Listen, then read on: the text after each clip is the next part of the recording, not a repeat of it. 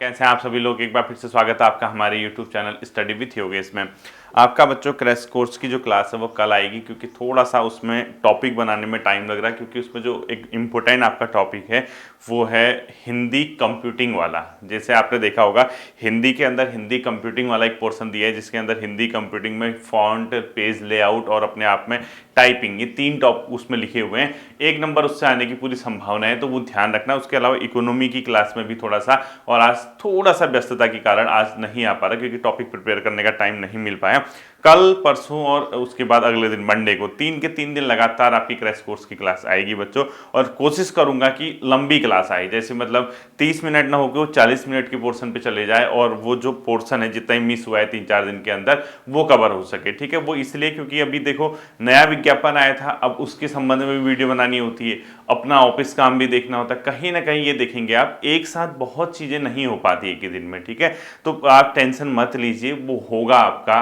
आपको जो मैं काम देते आया हूं आप वो करते रहिए। जिस दिन क्रैश कोर्स की क्लास नहीं आती, समझ लीजिए उसी पैटर्न पे जो आपके सिलेबस में है उसी पैटर्न पे आप आगे रिवाइज करते रहिए। ठीक है, और जैसे ही क्रैश कोर्स की क्लास आएगी, मैंने क्या कहा, बेसिक तो पढ़ाऊंगा नहीं, उसमें कोई भी नहीं पढ़ाएगा बच्चों, वो है ही क्रैश कोर्स। तो आपके कुछ ऐसे टॉपिक जो इंपॉर्टेंट टॉपिक है, उसके बाद हिंदी साहित्य वाला पोर्शन कवर करा दूंगा, साथ ही साथ हिंदी के वो कंप्यूटर वाला पोर्शन है वो कवर करा देंगे। कुछ पोर्शन हम रीजनिंग का कवर करेंगे, और जैसे ही आपका जिला सीरीज कंप्लीट होगा उत्तराखंड का इतिहास रिवीजन करा दूंगा। तो इसी तरीके से जब आपके एग्जाम होंगे, आपके लगातार एग्जाम है, 15 जून आपका एग्जाम है, 27 जुलाई आपका एग्जाम है, उसके बाद आपका अगस्त में फॉरेस्ट गार्ड का एग्जाम होगा, तो हर एग्जाम में वो कहीं ना कहीं फायदेमंद सिद्ध होगा। ठीक है, ये क्योंकि अभी नायब तहसीलदार का एग्जाम है बच्चों, एनटी वाला लोअर पीसीएस का 11 मई को, उनके लिए भी बच्चों को देखना है, वो करंट अफेयर्स की क्लासेस उनके लिए काफी इंपॉर्टेंट रहती हैं। ठीक है, देखिए हाल ही में बच्चों आपको ध्यान होगा अखबार में आया था, राम सहाय पांडे जी का निधन हो गया। वो प्रमुख रूप से किस चीज से संबंधित है? एक लोक नृत्य से बच्चों, राई नाम के लोक नृत्य के प्रतिष्ठित थे वो। तो राम सहाय पांडे को हाल ही में राम सहाय पांडे का निधन हुआ है। उनका संबंध किस चीज से था? हाल ही में राम सहाय पांडे, ठीक है पूरा लिखना आप लोग इसको, हाल ही में राम सहाय पांडे का निधन हुआ है, उनका संबंध किस चीज से था ये लिखना आपको। ठीक है, देखो क्या लिखोगे, राम सहाय पांडे। ठीक है, हाल ही में राम सहाय पांडे का निधन हुआ, उनका संबंध था राई लोक नृत्य, राई लोक नृत्य। कभी कभी पूछ देता है नहीं, ठीक है, इनको पद्मश्री वगैरह भी मिला था, तो राई लोक नृत्य से इनका संबंध था। कभी कभी पूछ देता है इस टाइप के क्वेश्चन। ठीक है, कि इनका संबंध किस चीज से था, अगर आएगा तो ध्यान रखना। इसके अलावा बच्चों हाल ही में प्रधानमंत्री जी ने एक पंबन ब्रिज का उद्घाटन किया है। पंबन ब्रिज यानी पंबन पुल। ठीक है, ये साउथ में है बच्चों, आपको ध्यान होगा ये 2 क्षेत्रों को प्रमुख रूप से जोड़ता है। तो पंबन, देखो हाल ही में पंबन ब्रिज, इसका उद्घाटन प्रधानमंत्री मोदी ने किया है। वो बेसिकली कहां पे है बच्चों? ये है भारत का पहला वर्टिकल लिफ्ट समुद्री पुल। ये जोड़ता है बच्चों रामेश्वरम द्वीप को मांडपम से जोड़ता है। ठीक है, लिखो रामेश्वरम द्वीप को मांडपम से जोड़ता है। ठीक है, पंबन ब्रिज जोड़ता है रामेश्वरम द्वीप को, रामेश्वरम द्वीप को मांडपम से, यानी ये एक द्वीप है, इसको मांडपम जो कि इसकी मुख्य भूमि है, मेनलैंड, इन 2 चीजों से जोड़ता है। और ये जो पंबन द्वीप है कहाँ पे है बच्चों? ये अपने आप में साउथ में है। ठीक है, तमिलनाडु और केरला के आसपास। तो रामेश्वरम द्वीप और मांडपम को जोड़ता है मुख्य भूमि। इसका उद्घाटन प्रधानमंत्री ने किया है। और ये जो पंबन ब्रिज है बच्चों, पहला भारत का, यानी भारत का पहला, लिखो इसमें, वर्टिकल लिफ्ट समुद्री पुल, भारत का पहला वर्टिकल लिफ्ट समुद्री पुल, भारत का पहला वर्टिकल लिफ्ट समुद्री पुल। ठीक है, ध्यान रखना आप ये। तो पंबन ब्रिज कहाँ पे है? रामेश्वरम द्वीप को मंडपम से जोड़ता है, मुख्य भूमि से जोड़ता है। ठीक, अगला लिखना आप, विश्व मुक्केबाजी कप में स्वर्ण जीतने वाले पहले भारतीय कौन बने? हितेश गुलिया बच्चों। ठीक है, हितेश गुलिया ने क्या किया बच्चों? विश्व मुक्केबाजी में लिखो वर्ल्ड बॉक्सिंग में। ठीक है, वर्ल्ड बॉक्सिंग, विश्व मुक्केबाजी में स्वर्ण पदक जीतने वाले पहले भारतीय, विश्व मुक्केबाजी में, विश्व मुक्केबाजी में स्वर्ण जीतने वाले, हाल ही में इनने स्वर्ण जीता है बच्चों, इनका नाम है हितेश। ठीक है, यानी विश्व मुक्केबाजी में स्वर्ण जीतने वाले पहले भारतीय बने बच्चों हितेश गुलिया। ठीक है, हितेश गुलिया, हितेश गुलिया। ठीक है, अगर ये क्वेश्चन पूछेगा तो ध्यान रखना, विश्व मुक्केबाजी में स्वर्ण पदक जीतने वाले पहले भारतीय कौन बने? हितेश गुलिया। ये क्वेश्चन भी आपको ध्यान में रखना है, ठीक है। नेक्स्ट लिखना है बच्चों आपको यहाँ पे एक जो मतलब एक मित्रा विभूषण सम्मान दिया है श्रीलंका ने। श्रीलंका का जो सबसे सर्वोच्च सम्मान है वो है मित्रा, या मित्रा भी लिखा है कहीं पे, ठीक है। मित्रा सर्वोच्च सम्मान जो है श्रीलंका का, वो भारत के प्रधानमंत्री को दिया है। तो लिखो हाल ही में मित्रा विभूषण सम्मान से प्रधानमंत्री मोदी को सम्मानित किया है।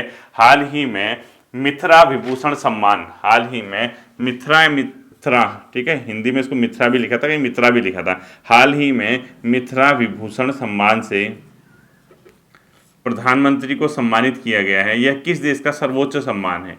यह किस देश का सर्वोच्च सम्मान है?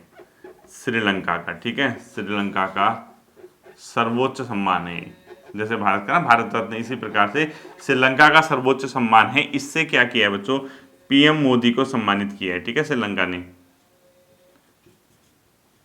को सम्मानित किया है मित्रा विभूषण सम्मान से, ठीक है। ये ध्यान में आप लोगों को रखना है, ठीक। अगला लिखना है बच्चों, छठा बिम्स्टेक सम्मेलन हाल ही में कहां पर आयोजित किया गया? बैंकॉक, ठीक है।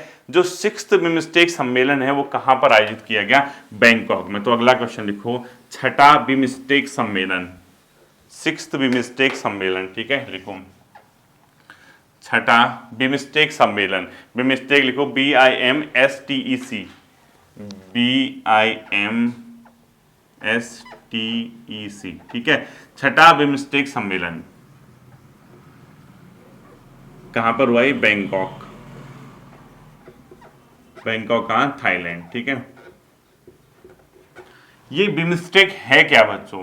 ये क्या है? जो बंगाल की खाड़ी के आसपास के देश हैं बच्चों, उनका एक अपने आप में क्षेत्रीय संगठन है। यानी बिम्स्टेक बेसिकली जो एग्जिस्ट करता है बच्चों, ये किस चीज के लिए करता है? Bay of Bengal initiative for multi sectoral technical and economic corporation, ठीक है। यानी बे ऑफ बंगाल, यानी बे ऑफ बंगाल यानी बंगाल की खाड़ी के आसपास मल्टी सेक्टरल यानी एक से अधिक सेक्टर में मल्टी सेक्टरल सहयोग करता है बच्चों, इकोनॉमिक एंड किसमें? ये अपने तकनीकी और आर्थिक क्षेत्र में सहयोग करने के लिए जो बंगाल की खाड़ी के आसपास के देश हैं उनका एक क्षेत्रीय संगठन है। तो छठा बिम्स्टेक सम्मेलन कहां पर आयोजित किया गया? बैंकॉक, थाईलैंड में, जिसका फुल फॉर्म लिख लीजिए आप, bay of Bengal initiative for multi sectoral, bay of Bengal initiative for multi sectoral, bay of Bengal initiative for multi sectoral technical and economic corporation, technical and economic corporation. यानी इसको मेनली आप ये देखना है, टेक्निकल यानी तकनीकी और आर्थिक सहयोग है। बे ऑफ बंगाल के क्षेत्र में जो देश हैं उनका एक मल्टी सेक्टरल, एक से अधिक क्षेत्र में तकनीकी और आर्थिक सहयोग करने के लिए बिम्स्टेक को स्थापना की गई थी बच्चों। ये ध्यान रखना, इसका छठा सम्मेलन बैंकॉक, थाईलैंड में हुआ है। इसका वास्तविक नाम बच्चों बिस्टेक हुआ करता था। यानी जो इसकी स्थापना हुई थी 6 जून 1997 को, इसकी उस समय वास्तविक नाम था बच्चों बिस्टेक, जिसके अंदर भारत था, बांग्लादेश था और अपने आप में कौन एक दो और यहाँ पे राष्ट्र हुआ करते थे। लेकिन अब इसको 2004 से बिम्स्टेक बनाया गया, ठीक है। तो स्थापना लिखो, इसको कभी कभी इस टाइप के क्वेश्चन भी पूछ देता है, ठीक। इसकी जो स्थापना हुई थी बच्चों 6 जून 1997 को इसकी स्थापना हुई थी, ठीक है। लिखो 6 जून 1997, ठीक है। 6 जून 1997 को इसकी स्थापना हुई थी और वर्तमान में इसमें बच्चों सदस्य जो है 7 हैं। वर्तमान सदस्य कितने हैं? 7। वर्तमान सदस्य कौन से? इसमें 7 देश इसमें है, ये ध्यान रखना। और इन 7 देशों में बेसिकली म्यांमार, नेपाल और भूटान को क्या किया गया था? बाद में जोड़ा गया था। यानी प्रारंभ में जो थे इसमें 4 देश थे जब इसकी स्थापना हुई थी बच्चों। प्रारंभ में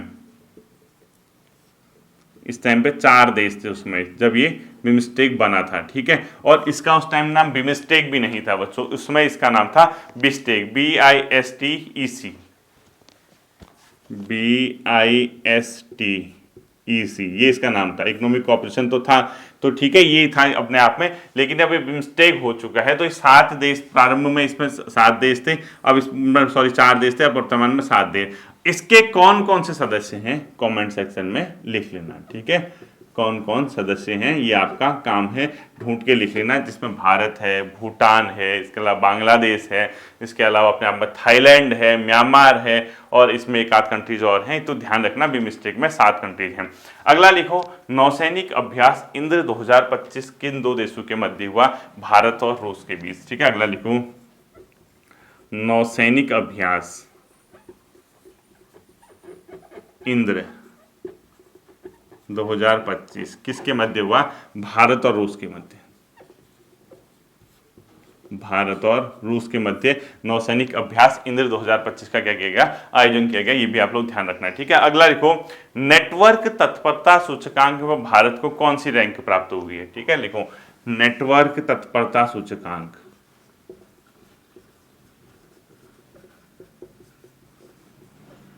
नेटवर्क तत्परता सूचकांक में भारत को कौन सी रैंक प्राप्त हुई है, 36। ठीक है, हाल ही में एक नेटवर्क तत्परता सूचकांक जारी किया गया जिसमें भारत को 36वीं रैंक दी गई है। ठीक है, अगला लिखो, हाल ही में मनोज कुमार का निधन हुआ, उनका संबंध किससे से, आपने देखा होगा बॉलीवुड कलाकार थे बच्चों, बहुत मतलब एक प्रकार से आपने देखा होगा इनकी कई पुरानी मूवीज, कई फेमस, कभी हिट मूवीज रही है इनकी। मनोज कुमार का निधन हुआ है, इनका संबंध बेसिकली किससे था बच्चों, ये थे फिल्म अभिनेता। देखो, भारतीय अभिनेता, निर्देशक व लेखक। ठीक है, भारतीय अभिनेता,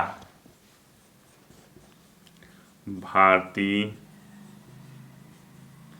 अभिनेता, निर्देशक, डायरेक्टर भी थे या लेखक। ठीक है, बहुत सी चीजें इनकी हिंदी मूवीज में काम किया, निर्देशन किया, उनका लेखन का काम किया। तो मनोज कुमार का हाल ही में निधन हुआ, ध्यान रखना आपको। ठीक है, नेक्स्ट क्वेश्चन लिखो बच्चों, जो रेसिप्रोकल टैरिफ लगातार चर्चा में रहा है, जिससे देखा होगा आपने भारतीय शेयर मार्केट के साथ साथ विश्व का शेयर मार्केट क्या हुआ है, धराशायी हुआ है, आपने देखा होगा। और कयास लगाए जा रहे हैं कि अगर ये रेसिप्रोकल टैक्स अगर अमेरिका यानी ट्रंप सरकार ने लागू कर दिया तो विश्व की अर्थव्यवस्था में फिर से मंदी उत्पन्न हो सकती है, जैसे कि 1929 के आसपास हुई थी। हालांकि आपने कल न्यूज देखी होगी, जो ट्रंप है उसने 90 दिनों के लिए जो टैरिफ है उसको कैंसिल किया है, 90 डेज तक, वो अभी फिलहाल उसको पोस्टपोन कर दिया, लेकिन चाइना पे उन्हें इंपोज कर दिया बहुत ज्यादा जो टैरिफ है।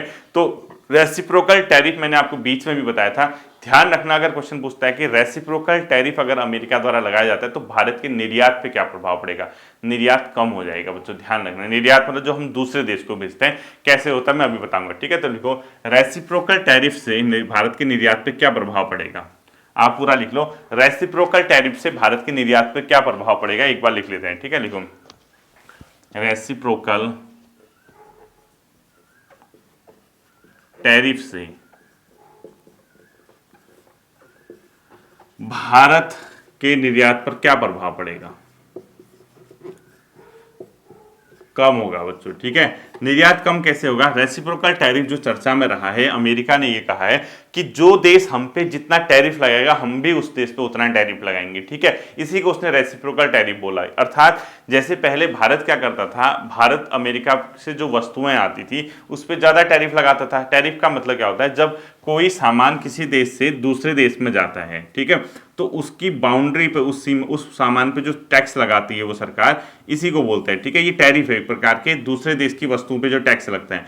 अब अलग अलग रेट तय होते हैं, जैसे भारत ने अमेरिका की वस्तुएं, सपोज ये अमेरिका की वस्तुएं आ रही है, भारत ने अगर इसमें 20% टैक्स लगाया है और भारत से अगर अमेरिका को जो सामान जा रही है, अगर अमेरिका ने उसमें 5% टैक्स लगाया, तो कम किसने लगाया, अमेरिका ने, ज्यादा किसने लगाया, भारत ने। तो अमेरिका का ये कहना है कि अगर भारत 20% लगा रहा है तो हम भी कितना लगाएंगे, 20%।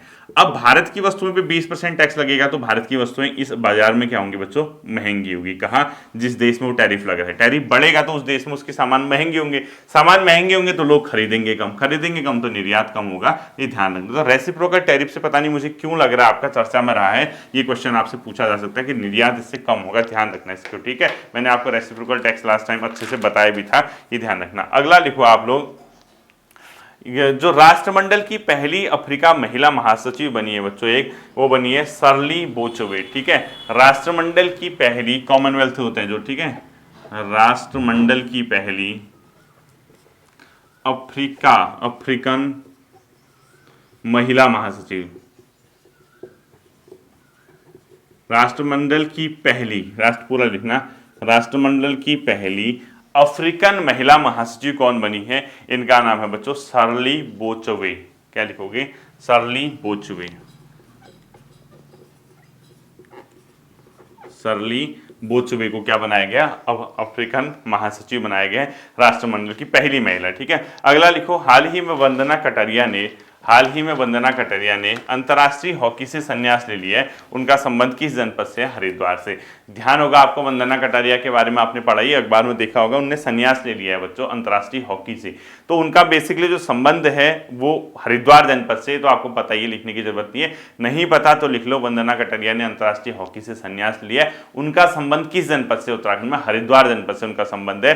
एकमात्र अंतर्राष्ट्रीय हॉकी प्लेयर भारत की ओर से जिन्होंने हैट्रिक की थी ओलंपिक में, गोल्स किया। अगर आपको ध्यान होगा पिछले ओलंपिक में जब जापान में हुए थे ना, हाँ टोक्यो वाले में हुए थे, उसमें आपको अगर ध्यान है तो वो बहुत वहां पे चर्चित रही थी। ठीक है, अगला लिखो, हाल ही में भूकंप प्रभावित म्यांमार हेतु भारत द्वारा चलाया गया ऑपरेशन कौन सा है? ऑपरेशन ब्रह्मा। ठीक है, अभी आपको ध्यान होगा म्यांमार थाईलैंड के इलाके में बच्चों एक भूकंप आया था बहुत तगड़ा। ठीक है, ऑपरेशन ब्रह्मा भारत ने उसके लिए चलाया हुआ है। तो लिखो, ऑपरेशन ब्रह्मा का संबंध किससे है? म्यांमार क्षेत्र में आए भूकंप हेतु भारत द्वारा चलाया गया ऑपरेशन ब्रह्मा है। ठीक है, तो ऑपरेशन ब्रह्मा किस चीज से संबंधित अगर आपसे पूछता है तो ऑपरेशन ब्रह्मा का संबंध है बच्चों, और म्यांमार और थाईलैंड के क्षेत्र में जो भूकंप आया उससे संबंध है। ठीक है, अगला लिखो, विश्व दूध उत्पादन में भारत का कौन सा स्थान है? हाल ही में फिर से भारत क्या हो चुका है बच्चों? विश्व दूध उत्पादन में पहले स्थान पे आ गया भारत। ठीक है, कौन से स्थान पे आया है? प्रथम स्थान पे आए। ठीक, ये थे कुछ इंपॉर्टेंट करंट अफेयर्स बच्चों, चूंकि समय अभाव की वजह से आज आपका मैंने जो है क्रैश कोर्स नहीं कराया। आपकी क्रैश कोर्स की क्लास कल परसों नरसों लगातार आएंगी, ध्यान रखना है। ठीक है, उसके लिए तैयार रहना, बाकी परेशान मत हो, कराएंगे हम उसको। ठीक है, कंप्लीट जल्दी से जल्दी मैं उसके इंपॉर्टेंट टॉपिक कराऊंगा। हाँ, उत्तराखंड में बस रिवीजन कराऊंगा। उत्तराखंड जो नई चीजें होंगी वो सेपरेट वीडियो आएगी, क्योंकि उत्तराखंड बहुत पढ़ा हुआ है, आपका उसमें कवर करने की कोशिश है। जीएस वाला पोर्शन जो इंपॉर्टेंट टॉपिक है, कंप्यूटर इंपॉर्टेंट टॉपिक है, कुछ रीजनिंग के टॉपिक हैं, इसके अलावा कुछ आपका हिंदी के टॉपिक हैं। ठीक है, आई होप कि ये चीज़ आपने पढ़ी होंगी, नहीं पढ़ी हो तो एक बार इसको देख जाना। फिर मिलते हैं अगले सेशन पर, अपना ध्यान रखिएगा। Thank you.